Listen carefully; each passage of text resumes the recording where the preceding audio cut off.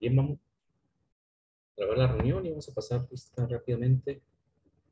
Desarrollo sustentable. Vamos a iniciar nuestra segunda unidad de competencia, entonces vamos a la página pestaña 2, escenario natural. Estamos en agosto 30. Muy bien, Álvarez, Presente. Boesler, Presente. Bustamante, Presente. Chaparro, Presente. Luz Huicosa, Figueroa Sánchez, Presente. Flores Canizales, García Tineo, Presente. Nostroza, Presente. Anillo, Mesa de la Rosa, Nides, Figueroa, Presente. Portela, Presente. Rivas, Rodríguez, Presente. Ruiz, Presente. Salazar, Presente. Sánchez, Presente. Ángel Moreno, Presente. Serrano, Presente. Soto Cruz, Presente. Valenzuela Carrión, Presente. Valenzuela González, Presente. Villalobos, Presente. Villegas, Satarain, Presente. Zavala Presente. y Zazueta. Maestro, Zazueta me había dicho que no tenía luz. ¿Tiene luz? Ajá. Ok, enterado, gracias.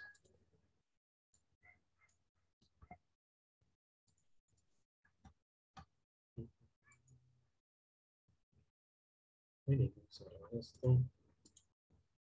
Podemos iniciar el escenario natural. Ya. Maestro, Mándame. creo que no me nombró en la lista. No te nombré, Vázquez. Vamos a ver, vamos a ver. Desarrollo Oh, no central. es. Push. Fíjate que, déjame checar. Vázquez Serrín. Sí. Sí, como inicié la pestaña 2. Deja ver, creo que está oculta esa línea, 29:30.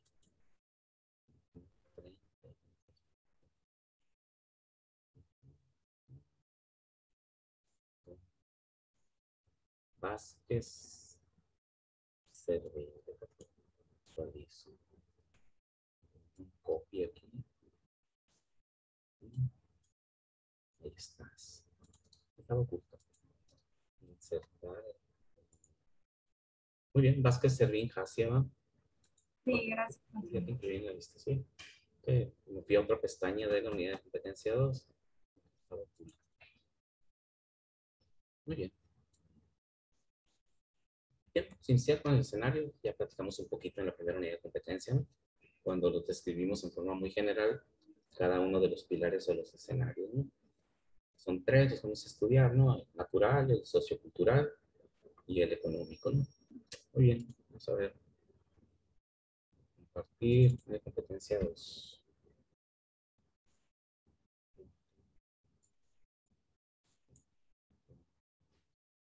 Un poquito más chiquito. Sí, sí, sí.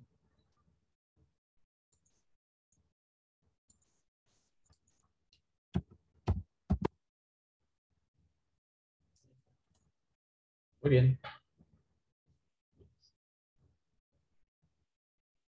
El escenario natural, como su nombre lo indica, ya lo vimos en la primera unidad, pues se refiere a todo lo que es la naturaleza, ¿no?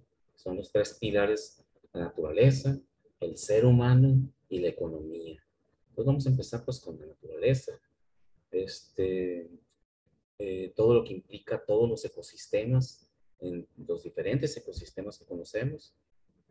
Podemos describir un montón, ¿no? Dependiendo de la biodiversidad que hay ahí, dónde se encuentra el ecosistema, cuál es su biótica, podemos definir esos ecosistemas. Por lo tanto, no hay un número exacto, definitorio de los ecosistemas. De hecho, recuerden que incluso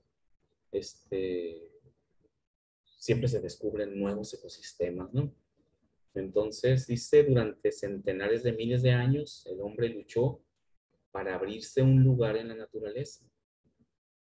Por primera vez en la historia, dice, de nuestra especie, la situación se ha invertido.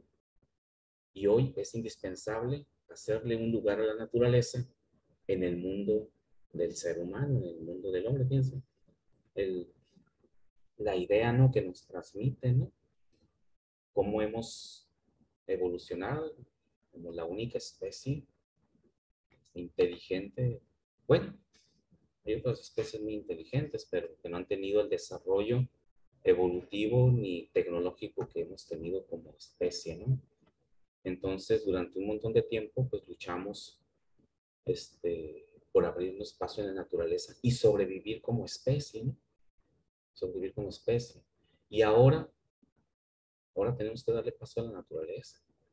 ¿Por qué? Porque hemos transformado tanto y transformamos tanto nuestro medio ambiente que estamos acabando con ella, ¿sí?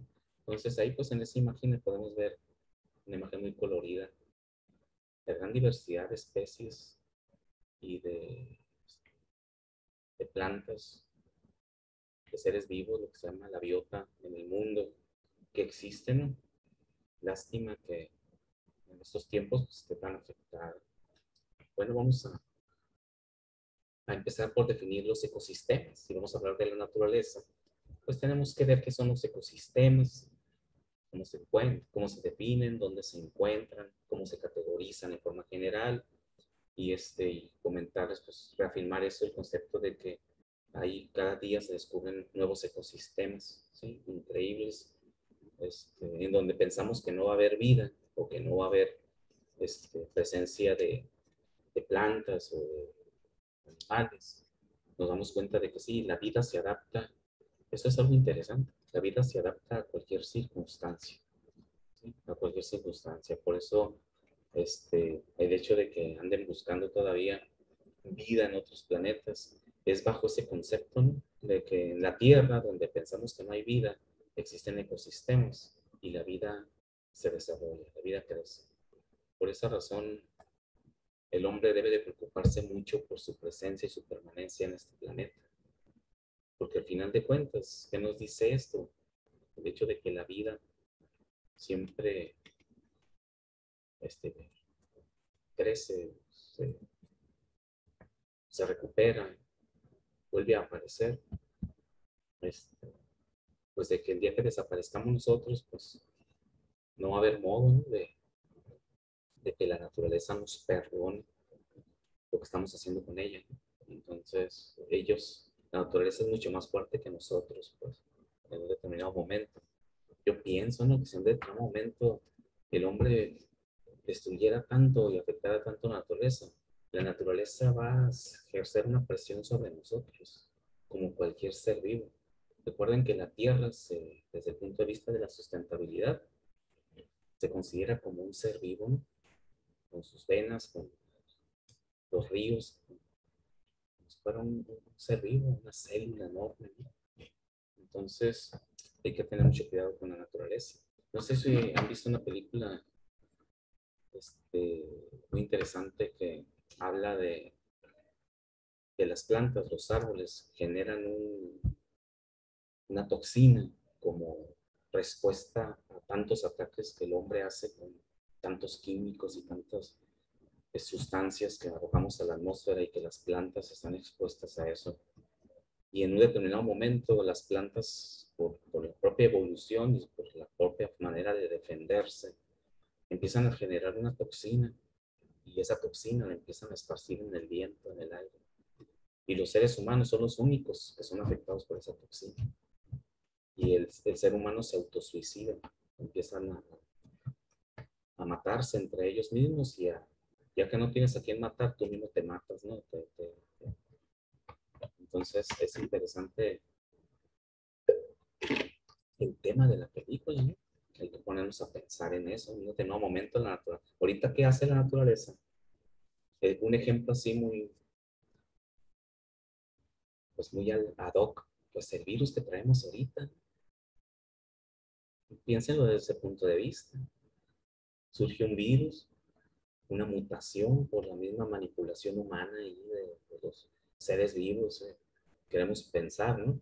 Ayer salió una noticia en donde se demostró ya por algunas dependencias de Estados Unidos, hay que creer que el virus realmente surgió en forma natural y que no fue creado en un laboratorio. Bueno, vamos a creerlo, ¿no?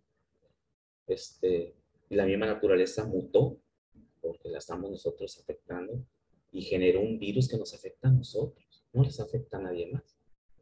No afecta a los perros, no afecta a las aves, no afecta.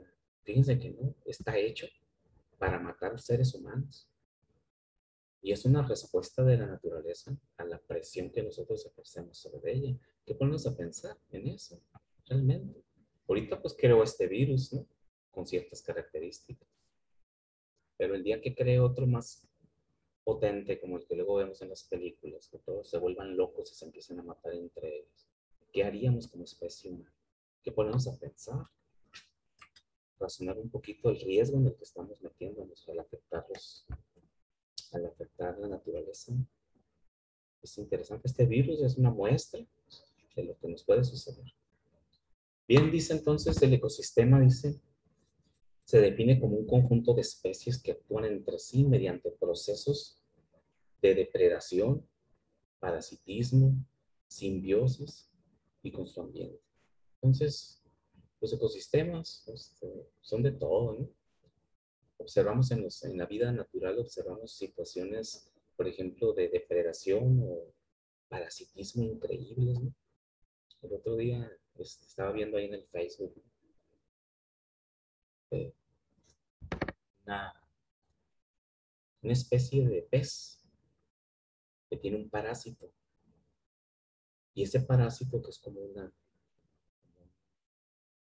pulga grande, se mete en su boca y se sitúa donde está la lengua del parásito y se empieza a comer la lengua del pez.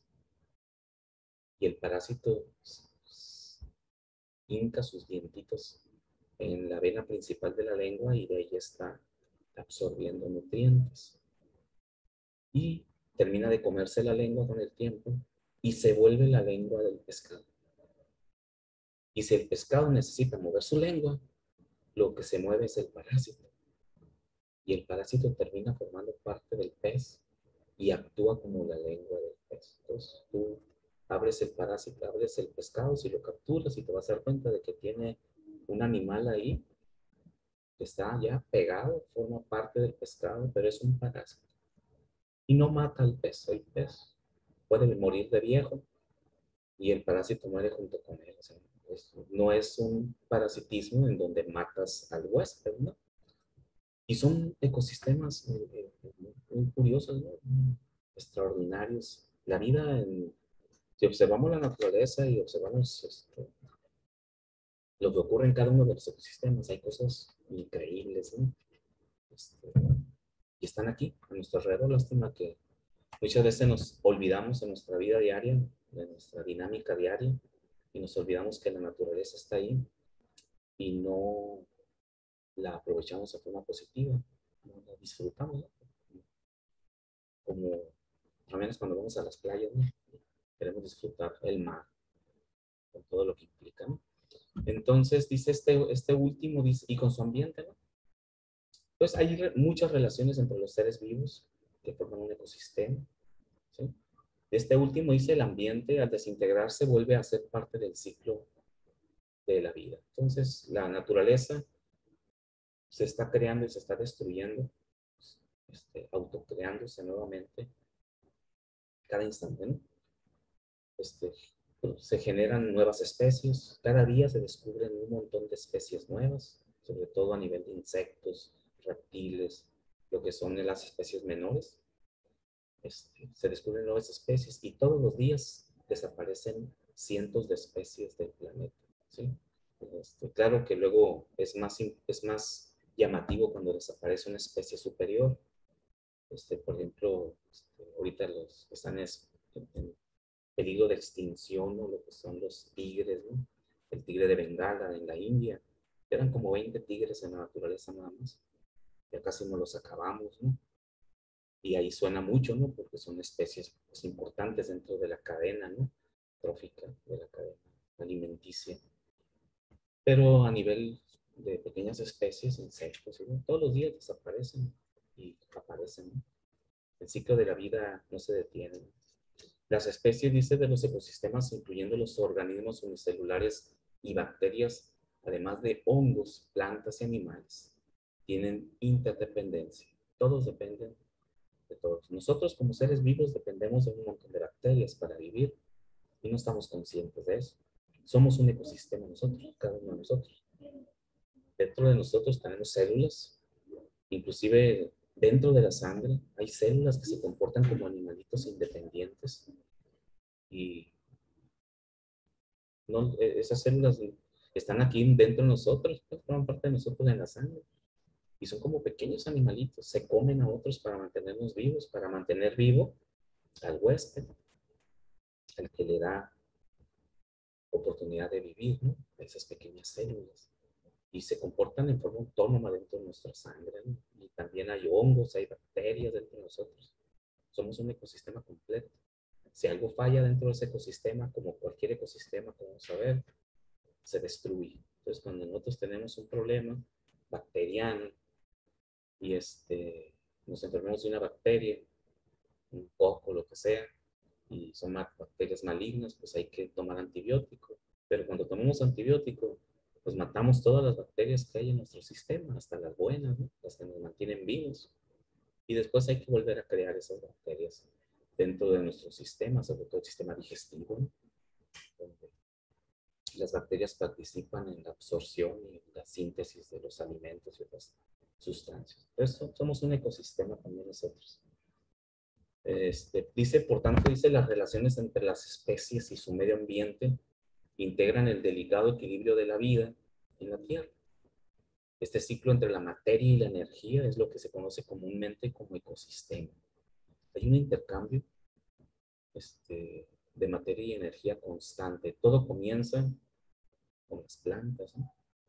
Con las plantas y las pequeñas bacterias también, cianobacterias que consumen energía y convierten esa energía a partir de ciertas moléculas en la tierra en alimento, en alimento para otras especies. De ahí comienza la vida, ¿no? El ciclo de la vida.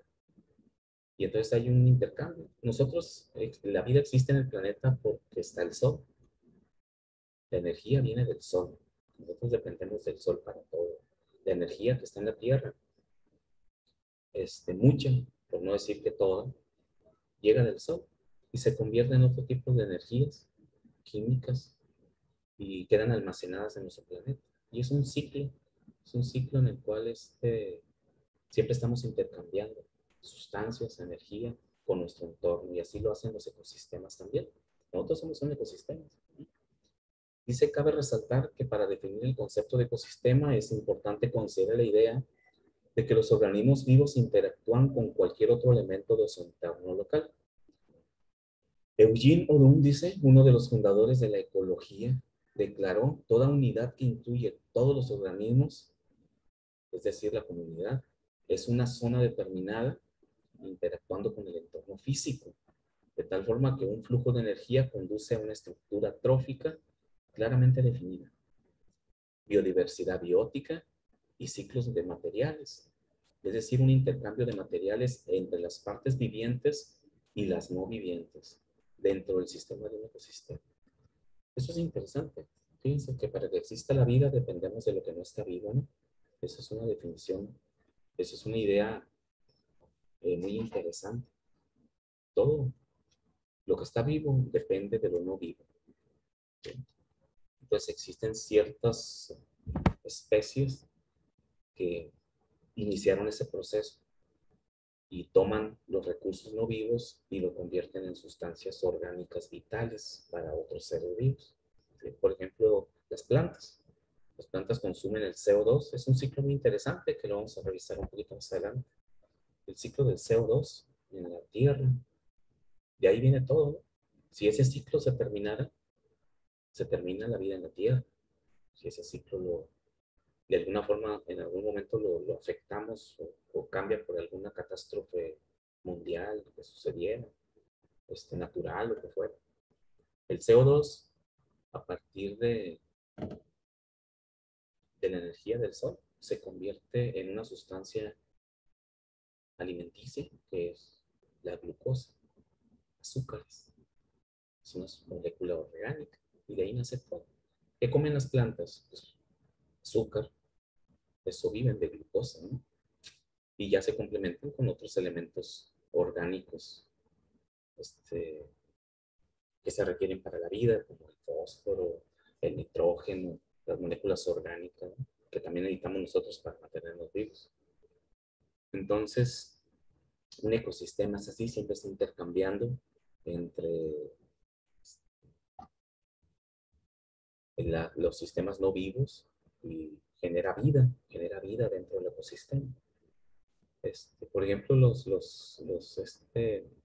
arrecifes de coral son unos ecosistemas muy sensibles a los cambios. Actualmente en el planeta, más del 50% de los ecosistemas coralíferos han sido destruidos con el proceso conocido blanqueo, ¿no? Y los corales, pues es una simbiosis, ¿no? Entre un animal y una planta. Y esos son los corales.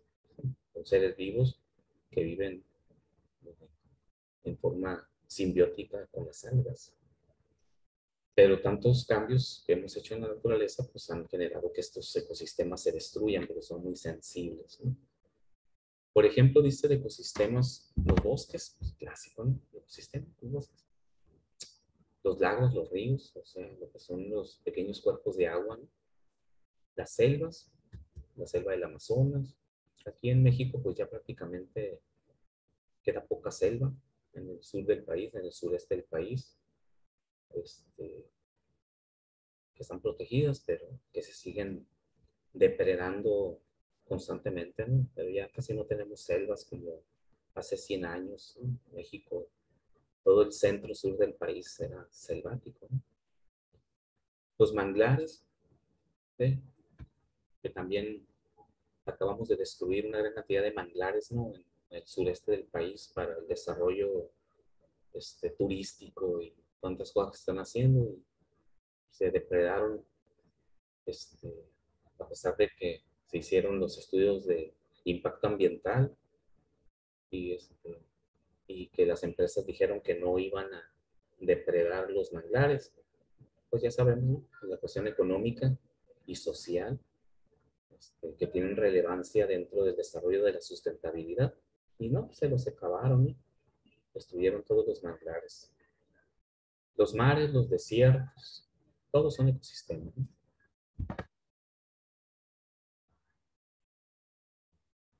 Entonces, en forma muy general, definimos que el ecosistema pues, es un sistema biótico en el cual hay un intercambio constante, es un ciclo entre el flujo de la masa y la energía. Por eso vamos a analizar pues, el flujo de la energía dentro de un sistema y de la masa dentro de un sistema o dentro de un ecosistema, porque es importante conocer el ciclo del flujo energético y de la materia para ver cómo lo afectamos con nuestras actividades, afectamos esos flujos, en dónde cortamos el flujo dentro del ecosistema con nuestras actividades humanas y pues procurar que eso no suceda o hacer alguna remediación en el ecosistema para que se mantenga y no se destruya, ¿no? El flujo de energía, dice, se refiere al hecho de que todos los sistemas que involucran procesos químicos o bioquímicos que consumen o liberan energía tienen relativa reversibilidad. Esto es, para generar una reacción química se necesitan elementos reactivos, los cuales al aplicarles energía reaccionan generando productos, los cuales al descomponerse de nuevo pueden generar los productos que los formaron, liberando cierta energía. Ese es el ciclo Es curioso, ¿no? Es el ciclo de la vida, pues. ¿Qué sucede con un ser vivo cuando está vivo? Pues consume energía, la convierte en otras formas de energía, ¿sí? En trabajo, la almacena en energía química, crece, se multiplica, transfiere esa energía, ¿no? Cuando los seres vivos se multiplican, están transfiriendo masa y energía, están generando un ser vivo que tiene energía. Él le dio la energía y ese ser vivo empezará a consumir energía de su alrededor de diferentes maneras, dentro del ecosistema en el que se encuentra, para mantener ese flujo energético. ¿Y qué pasa cuando muere un ser vivo? Pues todo retorna, ¿sí? La energía regresa nuevamente. Se transforma en otras moléculas o las mismas moléculas que lo habían originado y devuelve energía a su alrededor. ¿Sí? Y esa energía vuelve a ser consumida y es un ciclo, es el ciclo de la vida energético de la vida, ¿no? Dice, por ejemplo, lo pueden observar en forma sencilla en el experimento de la sal disuelta en agua. Si se satura sal a tal punto que no se disuelva a temperatura ambiente y se le aplica energía calorífica suficiente, entonces el agua se evaporará y la sal regresará al estado original que tuvo como producto. Por tanto, se dice que es un proceso reversible, completando el ciclo de flujo de energía, de acuerdo con la primera ley de la termodinámica, que plantea que la energía no se crea ni se destruye, solo se transforma. Es un ciclo muy simple, ¿no? El que menciona ahí. Se requiere cierta energía para que se solubilice sal en agua. Se llama su energía de solubilidad. Dentro de sus mismos átomos, ¿no? Como iones, sal y el cloruro de sodio que se solubiliza en agua. Entonces, requiere energía. Luego le proporcionamos energía para evaporar el agua. Y al evaporar el agua volvemos a obtener los iones, se vuelven a unir y vuelve a quedar la sal. Entonces, absorben energía para solubilizarse y luego le damos energía para volverlos a formar como producto. Y es un ciclo interminable, ¿no? Y se fundamenta en la primera ley de la termodinámica, en la que la energía no se crea ni se destruye, solo se transforma. Entonces nuestra energía se transforma en otras cosas y al final de la vida de los seres vivos, nuestra energía regresa a donde vino, ¿no? De donde vino. Entonces, aquí es interesante hacer una similitud o llevarlo a lo que es nuestro planeta Tierra. Al final de cuentas, dentro de la sustentabilidad, pues estamos analizando en forma específica lo que hacemos y cómo afecta a nuestro planeta. Si en este mismo proceso de equilibrio energético se considera en la Tierra, si este mismo proceso lo consideramos en la Tierra, es posible observar que este constituye un sistema abierto, dado que nuestro planeta en sí mismo no tiene fronteras físicas definidas que impidan el libre tránsito de la energía. Pues ahí podemos observar el diagrama. Todo nuestro planeta en sí es un ecosistema, es un ser vivo. Y también está consumiendo energía, así como nosotros consumimos la energía. El Sol envía la energía a la Tierra y la Tierra absorbe esta energía en sus diferentes sistemas o microsistemas o sistemas, subsistemas que tiene. Y la Tierra necesita esta energía para, dentro del ciclo de la vida, pues mantenerse también, ¿sí? Viva como un ecosistema más. El mayor ecosistema, ¿no? Que podemos definir en nuestro planeta, el planeta mismo, ¿no? Dice, aunque para fines prácticos se considera la Tierra como un sistema provisionalmente cerrado respecto al flujo de energía que el Sol irradia a la atmósfera terrestre. Esto es, por ejemplo, ¿no? ¿Por qué decimos que es un sistema abierto? Porque siempre hay un intercambio. Pero también podemos considerarlo como un sistema cerrado. Y dice, ¿por qué? Dice, una irradiación electromagnética, es decir, esa energía que nos llega del Sol, de alrededor de 1000 watts por metro cuadrado, eso es lo que se considera, ya en las medidas que se hacen de la energía que llega a la superficie de la Tierra.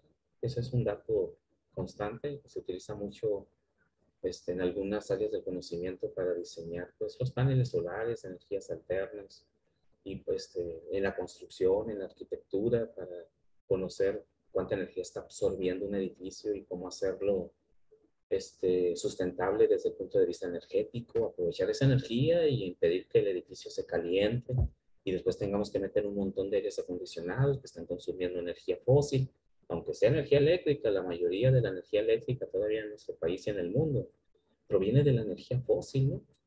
Y ahí viene algo medio curioso de los carros eléctricos, ¿no? Que dicen, no, compra un carro eléctrico, híbrido, para que sea sustentable, protejas el medio ambiente. Pues sí, pero mientras no dejemos de estar produciendo la energía eléctrica a partir de las hidroeléctricas, o perdón, las termoeléctricas que consumen carbón, petróleo y ese tipo de cosas, pues ese auto realmente no es sustentable. De origen no es sustentable, ¿sí? Porque la energía que consume pues también se produce a través del carbón, ¿no? Sí, sí se reduce la huella de carbono, el carbono que arrojamos, pero no deja de ser grande, ¿no? Lo ideal sería que sus carros, cuando conectan sus baterías para cargarse, esa energía venga de una energía eólica, ¿sí? O que venga de paneles solares, o que venga de otros sistemas que no consuman este, combustibles fósiles, ¿no? Eso es lo ideal. Hay países que sí tienen, ¿no? En Europa, Alemania, este, Francia, esos países, mucho de la energía que consumen ya es energía alternativa, ¿no? Y sus carros eléctricos que también en Europa están predominando ya, pues eso sí, son altamente sustentables, ¿no? De origen. Entonces decimos que llegan 1000 watts por metro cuadrado de energía del sol, que tarda en promedio, dice, 8 minutos en llegar hasta la Tierra. Pues sí, ese es el tiempo que tarda en llegar la energía del sol. Eso significa que el día que el sol desaparezca, por alguna razón, todavía vamos a tener 8 minutos de luz, ¿no? O sea que cuando apaguen el foco principal, todavía vamos a tener 8 minutos de luz. Es lo que tarda en llegar la luz a la Tierra. Y dice que incide 10% en rayos ultravioleta, 45% en espectro visible y 45% de rayos infrarrojos en la superficie. Esa también es un dato interesante. ¿Por qué llega de esa forma? Pues porque las diferentes capas de la Tierra, perdón, las capas atmosféricas de la Tierra, son un filtro, ¿no? Que permiten que entre solamente cierta cantidad de energía a la Tierra. Las energías muy dañinas como los rayos X, los rayos gamma, los rayos cósmicos, que destruirían la vida en la Tierra, pues son rechazados o absorbidos por la atmósfera de este ser vivo que es la Tierra, ¿no? O sea, se protege y nos protege a nosotros. De acuerdo, dice, con lo expuesto antes, la energía absorbida por la superficie terrestre y aprovechada en forma de vapor y viento es emitida de nuevo al espacio exterior, casi como un cuerpo negro. Quiere decir que absorbemos la energía y habla ahí de como vapor, porque los océanos, el agua que hay en la Tierra, se absorbe la energía y se vaporiza y inicia el ciclo del agua, ¿no? En la Tierra. O como el viento también. Recuerden que el viento, al final de cuentas, no es otra cosa más que la temperatura en la atmósfera, ¿sí? Pues, cuando vienen los ciclones y eso, se forma un ciclón, es por la temperatura de la atmósfera, ¿no? Entonces, eso genera los vientos y genera que las masas y el vapor de agua se empiece a movilizar por efecto del viento. Y como también están gaseosos, pues genera los ciclones y eso que nos pega mucho en estos meses, ¿no? Pues ya parece que Nora ya no va a llegar, parece que llegó a Sinaloa y ahí se le acabó la fuerza. Pues qué bueno, lástima que no nos va a llegar casi agua, ¿no? El agua nunca falta, nunca sobra, perdón. El agua nunca sobra. Y más ahorita con la escasez que hay, ¿no? La Tierra emite, dice, alrededor del 99% de la irradiación que recibe hacia el exterior mediante los fenómenos de reflexión y emisión, lo cual ayuda a mantener el equilibrio energético de la Tierra. Entonces, somos un sistema cerrado porque toda la utilización de la energía dentro del planeta pues se queda, ¿no? La energía es absorbida, se absorbe por los diferentes sistemas, sobre todo el sistema hídrico y el sistema gaseoso de la Tierra, y se aprovecha por los seres vivos, ¿no? Pero la mayoría de esa energía es rebotada hacia el exterior, ¿sí? Lo que sucede es que después, cuando tenemos ya muchos gases de invernadero alrededor de la Tierra, pues eso impide que el planeta se enfríe, porque recibe mucha energía, 1000 watts por metro cuadrado. Es una cantidad excesiva de energía que no podríamos asimilar como sistemas, todos los ecosistemas. Entonces, ¿qué es lo que hace la Tierra? La rechaza. Por eso dice que como un cuerpo negro pues, rechaza. En este caso sería un cuerpo gris, ¿no? Más que un cuerpo negro. Y es rechazada hacia el exterior. Pero pues con los gases invernadero que tenemos ahí, quedan atrapados en la atmósfera, abajo de la atmósfera. Y viene el calentamiento global, que es el que estamos ahorita padeciendo, ¿no? Se estimaba que la temperatura en el planeta, más o menos para la década de los 70, los 60 de este siglo, por allá en el 2060, 2050, se estimaba que iba a haber un aumento de 1 grado centígrado en la temperatura promedio de la Tierra, que es es un incremento enorme, aunque parezca pequeño. Y sin embargo, las mediciones que se han hecho en lo que va de esta década indican que ya vamos a alcanzar ese incremento de 1 grado centígrado en los años, pues en los años 20, ¿no? Y no en los años 50, 60 de este siglo, lo cual significa que si se iba a poner feo, ahora se va a poner peor, porque el cambio climático viene mucho más rápido de lo que se esperaba. ¿Y eso por qué? Por esta razón. Porque la Tierra no puede disipar el exceso de energía hacia el exterior porque estamos cambiando este gran ecosistema, estamos modificando los parámetros bajo los cuales se generó desde un principio la vida en el planeta y lo estamos cambiando nosotros al modificar la composición de la atmósfera, ¿no? Todos los días se arrojan millones y millones de toneladas de CO2 y gases de invernadero a la atmósfera, millones de toneladas, ¿sí? Que no pueden ser absorbidos ya por el mar ni por las plantas, ¿no? Se puede absorber, es un exceso. Entonces, el ciclo de la energía cambia y está cambiando eh, generado por la falta de sustentabilidad de los procesos, de ese flujo energético. No sé si tengan alguna pregunta, Juan, sobre lo que son los ecosistemas y cómo el planeta Tierra es un ser vivo, ¿no? La madre tierra, ¿no? Dicen los ecologistas, los expertos de la Carta de la Tierra, que comentan y definen a la Tierra como la madre de todos los ecosistemas, ¿sí? Maestro, Entiéndeme, ¿a poco el sol sí puede llegar a desaparecer? todo va a desaparecer, ¿no? Nada en la vida ahora sí que nada en el universo es para siempre. El sol como cualquier otro sistema se encuentra un poco más arribita de su vida media. O sea, el sol es como si fuera una persona de unos 40 años ahorita, ¿sí? Entonces va a llegar un momento en que el sol va a desaparecer, va a morir como todo nace y todo muere, ¿no? Entonces el sol va a desaparecer. Lo único, voy a decirles como, no voy a dormir de la preocupación. Les digo, no voy a dormir de la preocupación. Está en la noche pensando, ching, eso va a desaparecer. No se preocupen. El ser humano ya va a tener millones de años de haber desaparecido como especie, como también va a suceder cuando el sol se convierta en una enana blanca y luego en una enana roja y se coma la Tierra y desaparezca lo que conocemos como sistema solar, ¿no? Van a quedar los planetas más lejanos, van a quedar girando alrededor de una enana roja con poca energía y la Tierra, pues, estamos tan cerca del Sol que va a desaparecer, se lo va a comer el Sol. Pero sí, el Sol un día va a acabarse.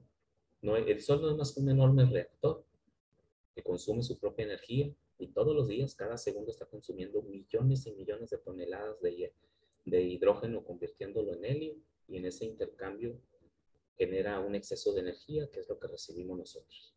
la reacción química termonuclear de conversión del hidrógeno en helio. Después ese helio se sigue consumiendo y se convierte en elementos más pesados como oxígeno, como azufre, como hierro. Dentro de ese proceso, en las estrellas se forman los elementos químicos, ¿no? Entonces va a llegar un momento en que la Tierra, el Sol se va a apagar. Pero como les digo, como especie subsistimos 1 millón de años. Sería algo extraordinario. Sería algo extraordinario. Hay otras especies que en el planeta han existido muchos millones de años, ¿no? Recuerden que los dinosaurios, o la época que vivieron esas especies, los dinosaurios poblaron la Tierra 270, casi 300 millones de años. ¿Y nosotros cuánto tiempo tenemos en el planeta? ¿Quién tiene una idea de cuánto tiempo? Los dinosaurios vivieron un montón de tiempo en el planeta. Lástima que les llegó, ¿verdad?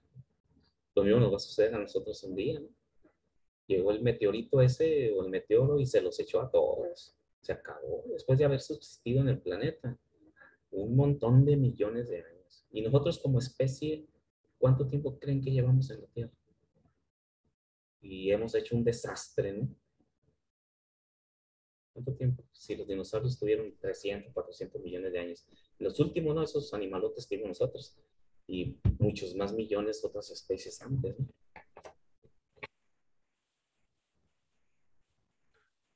Solamente tenemos en el planeta como especie.